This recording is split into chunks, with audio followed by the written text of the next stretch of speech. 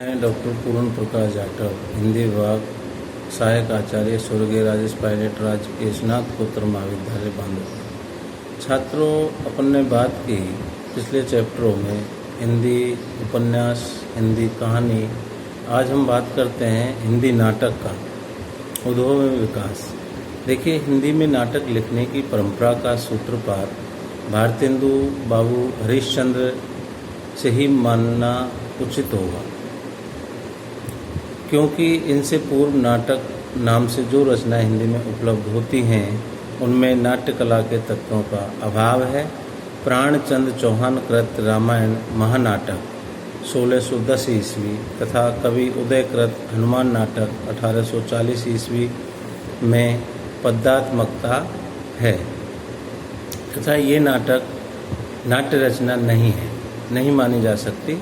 आधुनिक काल में भारतेंदु जी के पिता गोपाल चंद गिरधर दास ने नहुस 1857 ईस्वी, गणेश कवि ने प्रद्युम्न विजय 1863 ईस्वी तथा शीतला प्रसाद त्रिपाठी ने जानकी मंगल 1868 ईस्वी नाटकों की रचना की।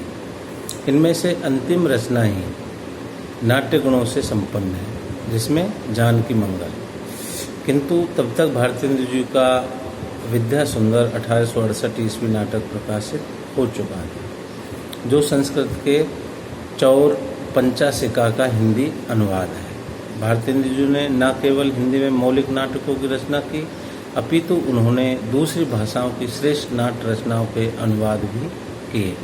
यही नहीं, उन्होंने नाट्य शिल्प पर प्रकाश डालते हुए नाटक नामक आलोचनात्मक रचना में नाट्य कला के तत्वों का उल्लेख करते हुए नए नाटककारों को दिशा निर्देश भी दिए, जिससे वे जन रुचि के अनुकूल नाटकों की रचना कर सकें। उन्होंने युगीन परिस्थितियों को ध्यान में रखकर ऐसे नाटकों की रचना का मार्ग प्रशस्त किया जो भारतीय एवं पाश्चात्य नाट्य कला का समन्वयात्मक रूप प्रस्तुत करते थे। हिंदी नाटकों के विकास की हम बात करते हैं, विकास परंपरा की बात करते हैं, तो इनको निम्न प्रकार से बांटा जा सकता है, विभक्त किया है। जैसे भारतेंदु युगीन नाटक सन 1857 से 1900 ईस्वी, प्रसाद युगीन हिंदी नाटक सन 1900 ईस्वी से 1950 ईस्वी, प्रसादोत्तर हिंदी नाटक सन 1950 के उपरांत, उसके बाद के। देखिए, भारतेंदु हिंदी नाटक 1857 ईस्वी से 1900। भारतेंदु युग में मौलिक और अनुदित दोनों प्रकार के नाटकों की धूम रही। एक ओर तो दूसरी भाषाओं के श्रेष्ठ नाटक हिंदी में अनुदित किए गए, दूसरी ओर मौलिक नाटकों की भी रचना की गई। अनुदित नाटक मुख्यतः बंगला, संस्कृत, अंग्रेजी भाषाओं की नाट्य कृतियों पर आधारित हैं। इन अनुदित नाटकों में हिंदी नाट्य साहित्य को नवीन दृष्टि प्राप्त हुई और हिंदी में नाट्य रचना का सूत्रपात हुआ। स्वयं भारतेंदु जी ने अनुदित नाटकों की रचना की। इसकी सूची निम्न प्रकार है। फर्स्ट नंबर पर आता है विद्या सुंदर 1868 संस्कृत के चौर पंचाशिका के बंगला संस्कृत का अनुवाद। नंबर 2 रत्नावली 1868 संस्कृत से अनुवाद। नंबर 3 धनंजय विजय 1873 से संस्कृत से अनुवाद। नंबर 4 कपूर मंजरी 1875 संस्कृत से अनुवाद। नंबर 5 पाखंड विखंडन 1872 संस्कृत के प्रबोध चंद्रोदय के तीसरे अंक का अनुवाद। मुद्रा राक्षस। नंबर 6 1878 संस्कृत नाटककार विशाख दत्त के मुद्रा राक्षस नामक नाटक का हिंदी अनुवाद। नंबर 7 दुर्लभ बंधु 1880 हिंदी नाटककार शेक्सपियर के मर्चेंट ऑफ वेनिस का अनुवाद। इनके अतिरिक्त भारतेंदु जी ने जिन मौलिक नाट्य कृतियों की रचना की, उनकी सूची निम्न प्रकार है। भारतेंदु जी की मौलिक जो नाट्य कृतियाँ हैं वे इस प्रकार हैं। वेदिकी हिंसा न भवति। Number 2 Satya Harishchandra. Number 3 Shri Chandravali. Number 4 Vishasya Vishamaushadham. Number 5 Bharat Durdasha. Number 6 Neel Devi. Number 7 Andher Nagari. Number 8 Sati Pratap. Number 9 Prem Jogini. Number 10 Bharat Janani. Bharatendu ji के मौलिक नाटकों में विषयों की विविधता है। वेदिकी हिंसा हिंसा न भवती में उन्होंने धर्म के नाम पर की जाने वाली पशु बलि का विरोध किया है। तो विशेष्य विस्मोचनम में उन्होंने देशी राजाओं की दुर्दशा का चित्रण किया है, निरूपण किया है, चित्रण किया है तथा नील देवी में भारतीय नारी के आदर्श को प्रतिपादित किया है, उद्घाटित किया है। अंधेर नगरी में भ्रष्ट शासन तंत्र पर प्रहार किया गया है, जबकि चंद्रावली नाटिका में प्रेमा भक्ति को प्रतिष्ठित करने का सुंदर प्रयास है। भारतेंदु जी के नाटकों में सुधारवादी दृष्टिकोण के साथ साथ राष्ट्रीय चेतना की भी अभिव्यक्ति हुई है तथा युगीन समस्याओं को जनता तक पहुंचाने की चेष्टा की गई है। उनके नाटक जन कल्याण की भावना से ओतप्रोत हैं तथा उनका प्रधान स्वर उपदेशात्मक है।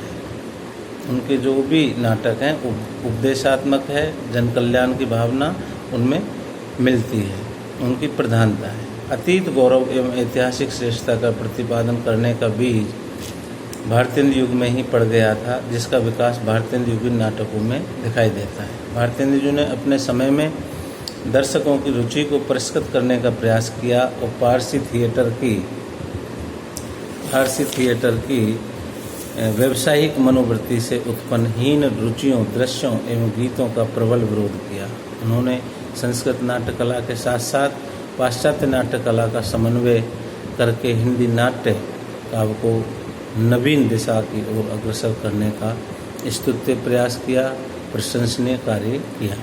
भारतेंदु जी के अन्य नाटककारों में प्रमुख हैं लाला श्रीनिवास दास, राधा कृष्णदास, बालकृष्ण भट्ट, राधाचरण गोस्वामी, गोपाल राम गहमरी, किशोरीलाल गोस्वामी, प्रताप नारायण मिश्र एवं जीपी श्रीवास्तव आदि। लाला श्रीनिवास दास के 4 नाटकों की रचना की। श्री प्रहलाद चरित, तप्ता संवरण, रणधीर प्रेम मोहिनी और संयोगिता स्वयंवर। इनमें से रणधीर प्रेम मोहिनी 1873 उत्कृष्ट कोटि की रचना है, जिसका नायक अपने शौर्य के बल पर अपनी प्रेमिका को प्राप्त करता है। संयोगिता स्वयंवर उनका ऐतिहासिक नाटक है। राधा कृष्णदास ने भारतेंदु युग के एक अन्य लोकप्रिय नाटककार माने जाते हैं राधा कृष्णदास। उनके कुछ प्रमुख नाटकों के नाम हैं महारानी पद्मावती, धर्मालाप, महाराणा प्रताप 1897 और दुखनी बाला। इनमें से महाराणा प्रताप उनका सर्वश्रेष्ठ नाटक है, जिसमें राणा प्रताप के शौर्य का वर्णन करते हुए राष्ट्रीय भावना उत्पन्न करने का प्रयास किया गया है। बालकृष्ण भट्ट द्वारा रचित नाटकों में दमयंती, स्वयंवर, वृहन्नली, वेणी संहार, कलिराज की सभा, शिक्षादान, रेल का विकट खेल, बाल विवाह आदि विशेष प्रसिद्ध हुए हैं। इन नाटकों में सामाजिक कुरीतियों पर व्यंग करने के साथ साथ अतीत गौरव को भी अभिव्यक्त किया गया है। राधाचरण गोस्वामी के प्रहसनों की रचना में नाम कमाया। उनके लिखे प्रहसनों में कुछ एक के नाम हैं तन मन धन गोसाई जी के अर्पण, बूढ़े मुँह मुँहा से लोग देखें तमाशे। प्रथम नाटक में धर्म गुरुओं की पोल खोली गई है और द्वितीय जो नाटक है उसमें पर स्त्री रमन की बुराइयों को उजागर किया है। उन्होंने ऐतिहासिक नाटकों की रचना की, यथा अमर सिंह राठौड़, सती चंद्रावली और श्रीधामा 1904। इनमें से अमर सिंह राठौड़ को विशेष प्रसिद्धि प्राप्त हुई। गोपाल राम गहमरी भी इसी युग के नाटककार हैं। उन्होंने सामयिक विषयों को लेकर सफल नाटकों की रचना की, जिनमें देश दशा में सरकारी कर्मचारियों की धांधली का वर्णन किया गया, जैसे को तैसा तथा विद्या विनोद उनके व्यंग्यात्मक नाटक है। भारतेंदु युग के एक अन्य सशक्त नाटककार के रूप में जीपी श्रीवास्तव का नाम उल्लेखनीय है। उन्होंने जिन प्रहसनों की रचना की उनमें से उलट फेरे, दुमदार आदमी, गड़बड़ झाला, कुर्सी में, ना घर का ना घाट का आदि उल्लेखनीय रचना मानी जाती हैं। इसी परंपरा में पांडे बेचन शर्मा उग्र के नाटकों को रखा जा सकता है। उन्होंने प्रहसनों के माध्यम से समाज में व्याप्त कुरीतियाँ, अस्वस्थ परंपराओं एवं विद्रूपताओं को उजागर किया। उनके प्रहसनों में प्रमुख हैं चार विचारे, उज्जवक आदि। भारतेंदु युग के नाटकों में ऐतिहासिक, पौराणिक, काल्पनिक कथाओं को विषय वस्तु बनाया गया है। समाज सुधार, राष्ट्रीय गौरव, अतीत गौरव को नाटकों के माध्यम से दर्शकों तक संप्रेषित किया गया है। प्रहसनों का मूल उद्देश्य व्यंग्य के द्वारा समाज की कुरीतियों का समापन करना था। आदर्श पात्रों की सृष्टि में इन नाटककारों का विश्वास था तथा नाट्य कला की दृष्टि से वे हिंदी नाटकों के लिए नवीन मार्ग का अनुसंधान कर रहे थे। भारतेंदु जी की भारतेंदु जी नाट्य कला में पारंगत थे क्योंकि उनके नाटक अभिनय हैं तथा उनमें भारतीय नाट्य कला के तत्वों के साथ साथ पाश्चात्य नाट्य कला के तत्वों तथा अंतर्द्वंद, चरित्र चित्रण, कार्य व्यापार आदि का समावेश पाया जाता है। रणधीर, प्रेम मोहिनी जैसे नाटक से लाला श्रीनिवास दास ने दुखांत नाटकों की रचना प्रारंभ कर दी थी। भारतेंदु जी नाटकों में विषयों की विविधता थी किंतु टेक्निक में अभी सुधार की आवश्यकता थी। रंग संकेत भी इन नाटकों में मिलते हैं किंतु वे अधिक प्रभावकारी नहीं हैं। कुल मिलाकर भारतेंदु युग हिंदी नाटकों के विकास का प्रथम पड़ाव माना जा सकता है। भारतेंदु जी इस युग के सर्वश्रेष्ठ नाटककार हैं। उनके योगदान पर प्रकाश डालते हुए प्रसिद्ध समालोचक डॉक्टर रामविलास शर्मा ने लिखा है कि भारतेंदु जी ने अपने मौलिक अनुदित नाटकों के जरिए एक साथ कई काम किए। उन्होंने नाटकों के माध्यम से नई हिंदी को लोकप्रिय बनाया, फारसी रंगमंच का विरोध किया तथा प्राचीन नाटकों का उद्धार किया। विभिन्न भाषाओं से अनुदित नाटकों ने हिंदी नाटकों को नई दिशा प्रदान करने में सहायता दी तथा हिंदी प्रेमी अन्य भाषाओं की श्रेष्ठ नाट्यकृतियों से परिचित हो सके। भारतेंदु जी ने अपने नाटकों से हिंदी के नाटककारों के समक्ष आदर्श प्रस्तुत किया और उन्हें नवीन विषयों पर नाटक लिखने की प्रेरणा दी। प्रसाद युगीन हिंदी नाटक 1900 से 1985 ईस्वी। भारतेंदु जी ने हिंदी नाट्य साहित्य को जो साहित्यिक भूमिका प्रदान की उसे कालांतर में जयशंकर प्रसाद ने पल्लवित किया। हिंदी नाट्य क्षेत्र में प्रसाद जी का आगमन वस्तुतः युगांतर प्रस्तुत करता है। प्रसाद जी के समय तक हिंदी रंगमंच का पूर्ण विकास नहीं हो सका था, फलतः वे ऐसे नाटकों की रचना में प्रवृत्त हुए जो पाठ्य अधिक हैं और अभिनय कम।